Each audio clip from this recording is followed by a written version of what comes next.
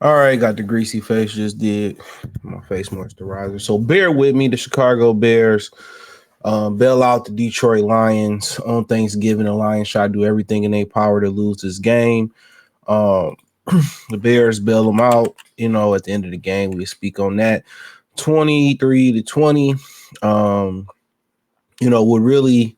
what I see really in the game, man. Before we break it down, what I really seen was the fact that um, the Bears picked up on what the Lions was doing to hide their issues in the secondary. I had a lot of injured guys. Even Terrion was out there with an injured groin or whatever. So they did a lot of blitzing, and Caleb Williams just wasn't, seeing the blitz. And Aaron Glenn didn't make the adjustment, and the Bears made an adjustment, and he never was able to make another adjustment. So, they started just, to the man and man coverage, they started doing the pick plays, the drags, and taking shots, and the Lions pass rush was getting there sometimes, and sometimes it wasn't getting there.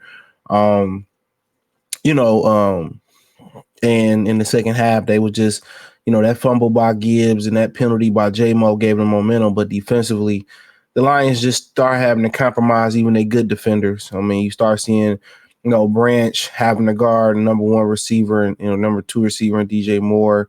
They hired Keenan Allen in the slot as well and move him around. Amick, he held his own.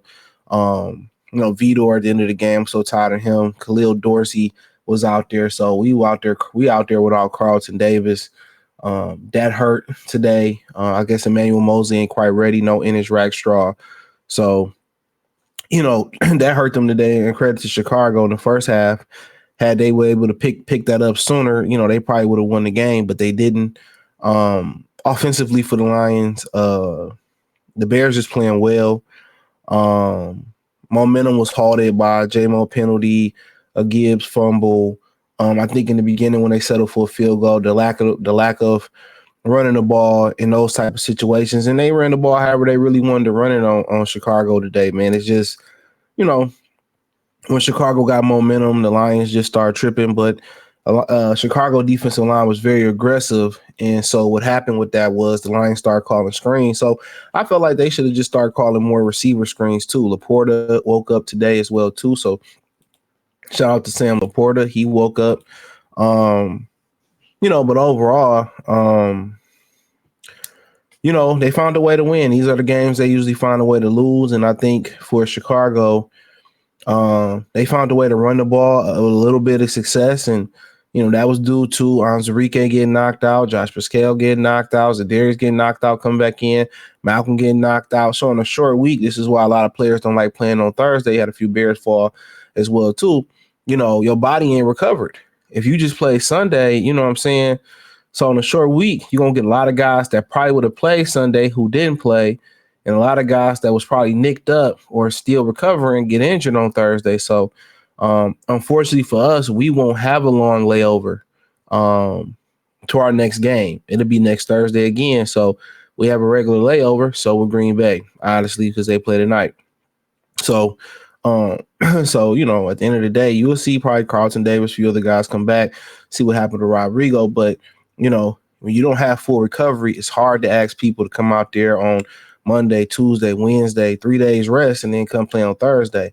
And on other times, you get Monday, Tuesday, Wednesday, Thursday, Friday, Saturday, you get a full week's rest. So recovery is very key. But from an offensive standpoint, I think Chicago in the first half, um, you know, they should have did what they did in the second half, run more drags, and that's how you beat man coverage, drags, pick plays, wheel routes, um, you know, uh, slants, and those type of coverages.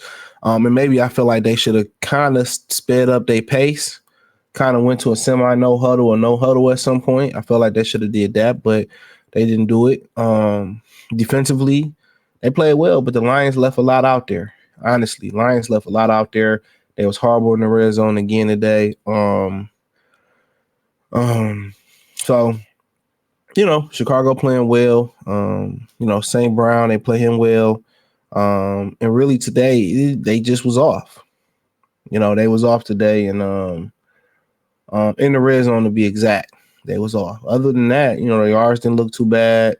They just need to score points. And when Gibbs fumbled, in the end zone, in the red zone. That was a backbreaker.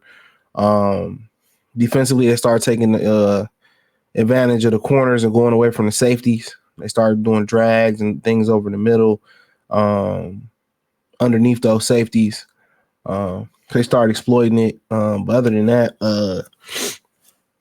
Lions defensively held it down. Holding the NFL team at 20 points, shutting them out in the first half. I just think ultimately what happened was just too many injuries in the court secondary, too many injuries overall. They had some guys come in and play well. That Muhammad kid played well. So David Long played well, made a couple plays. So yeah, but Chicago at the end of the game, that's what really cost them the game. Not calling the timeout. I don't know what happened there. The coach has the right to call the timeout. Call the timeout, and took too long to get the play in. Was that a bullshit call on Kendall Vidor? Yes, but I'm tired of Vidor. In big moments, he continues just to be fugazi as hell. Last year in the NFC Championship game, when he should have picked it, hit Ayuk helmet, gave him the momentum. Today, he didn't play bad. He played solid today, but once again, when the game on the line, I think it was a bullshit call.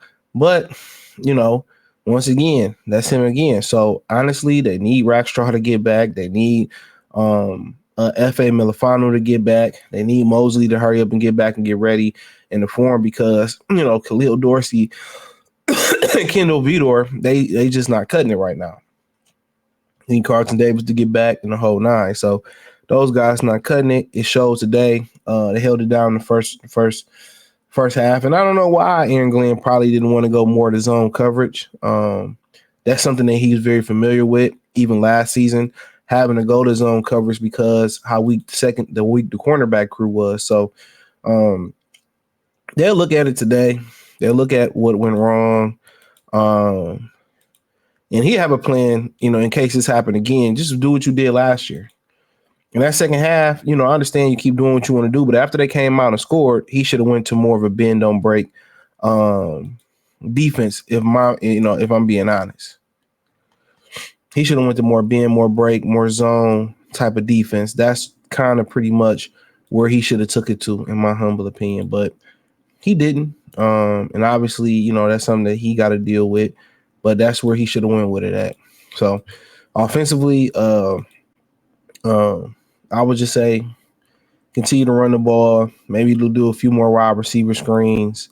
But other than that, just just run the ball in the red zone. One of them plays they ran the ball and out the shotgun, man. Get in that formation. You down there. Get a fullback in there. Get in heavy personnel, and run the fucking football. Excuse my language. Run the football. Stop trying to get cute and running from the shotgun with David Montgomery. Get downhill. Let them make a cut, pick a hole, hit the hole, and let's get a touchdown. So they'll be playing Green Bay. They swept the division so far. They beat Minnesota in Minnesota. They beat Green Bay in Green Bay. They beat Chicago at home. We'll see them in 3 more weeks, December 22nd or around the month. We'll see them again in Chicago. So now they kind of start their second leg of the division next week. So I think we back at home versus Green Bay, if my memory. So yeah, we already played in Green Bay. So we back at home versus Green Bay next week. So they back at the crib. They don't have to travel. They at Buffalo. So they'll be at home for the rest of the month. So they at Buffalo. And then you turn around, Chicago, 49ers, Minnesota. So that Green Bay game would be interesting at the crib.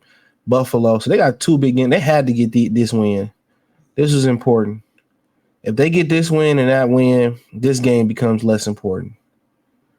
These are the games you're really looking at. These next 3 games they got, them are the games you're looking at. Clean the division out. Don't matter. You got the top. You already beat them. Got the tiebreaker over them. So them are the 3 games you're looking at. Starting next week with Green Bay at home, then Buffalo at home, and then, going to Chicago in the cold, handling your motherfucking business, for going out to San Francisco. That may be an important game, and then Minnesota, it may not be as important. So we'll see. But over the next few weeks, you should be getting some guys healthy. 2 or 3 weeks, Rackstraw, Melifanu, Don't know about Pascal Rodrigo, Malcolm Rodriguez, aka Anzarike. We'll see about those guys. So we'll see. But Tim Patrick had a solid game today. So they get a chance to heal up. Laporta starting to show his ass a little bit. Taylor Decker may be ready to go next week. But Dan Skipper played well today. So they'll be getting some guys back pretty soon. Hopefully Carlton Davis. But the next 2 weeks, it was worth sitting those guys out today, because the next 2 weeks, you're going to need them. You're going to need them. So they ain't got to travel for the next 2 weeks. That'll help with recovery and all of that. But it's a tight race. Philly on our ass, no Diddy. Minnesota on our ass, no Diddy. Green Bay, I mean, it's very important, but finding ways to win football games. That's the name of the game. So let me know what you girls and guys think. Thumbs up the video, share the video, subscribe to the channel. The subscribe button is the bell icon button. Hit all notifications, increase your chance, get notifications. We go live or drop video. Financially, want to support the channel. Cash App, $ CJ Good 313.